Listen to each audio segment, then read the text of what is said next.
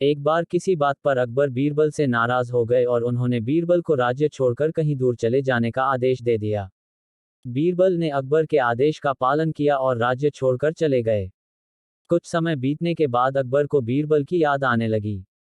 कई महत्वपूर्ण मुद्दों पर बीरबल का मशवरा अकबर को निर्णय लेने में मदद करता था। इसलिए बीरबल के बिना निर्णय लेने में अकबर को असुविधा होने लगी। आखिरकार, उन्होंने अपने सैनिकों को बीरबल को ढूंढने के लिए भेजा। सैनिकों के कई गांव में बीरबल को ढूंढने का प्रयास किया, लेकिन बीरबल नहीं मिले। कई जगहों पर पूछताछ करने के बाद भी बीरबल का पता ठिकाना नहीं मिल सका और अकबर के पास सैनिक बैरंग लौट आए।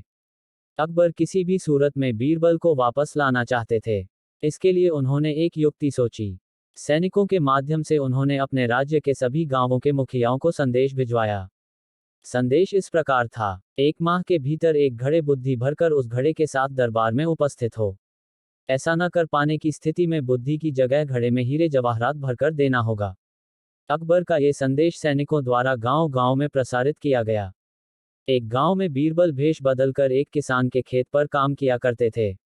जब उस गांव ने मुखिया को अकबर का ये संदेश मिला, तो वो चिंतित हो उठा। उसने गांव के लोगों की सभा बुलाई। बीरबल भी उस सभा में उपस्थित हुआ। गांव के मुखिया ने अकबर का संदेश गांव वालों को दिया, तो सभी सोच में पड़ गए।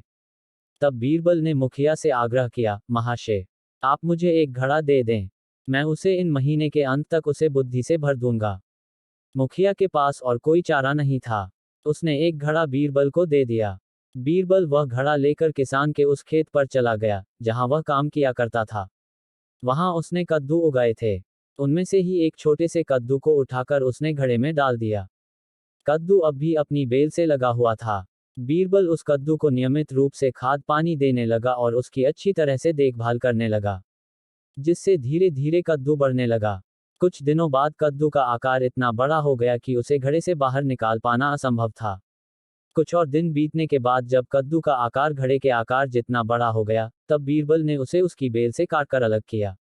घड़े का मुंह कपड़े से ढकने के बाद वह गांव के मुखिया के पास पहुंचा और वह घड़ा उसे देते हुए बोला, यह घड़ा बादशाह अकबर को दे देना और उनसे कहना कि इसमें बुद्धि भरी हुई है। उसे बिना काटे और इस घड़े को बिना फोड़े उसे निकाल लीजिए। मुखिया बादशाह अकबर के दरबार पहुंचा और उसने अकबर को घड़ा सौंपते हुए वैसा ही कहा, जैसा बीरबल ने उसे कहने के लिए बोला था। अकबर ने जब घड़े के ऊपर से कपड़ा हटाया और उसमें झांक कर देखा, तो उसमें उन्हें कद्दू दिखाई दिया।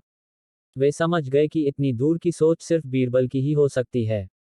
पूछने पर मुखिया ने बताया कि यह उसके गांव के एक किसान के खेत में काम करने वाले व्यक्ति ने किया है। अकबर जान चुके थे कि वो व्यक्ति और कोई नहीं बल्कि बीरबल है। वे तुरंत मुखिया के गांव गए। वहां किसान के घर जाकर बीरबल से मिले और उससे माफी मांगकर वापस दरबार में ले आए।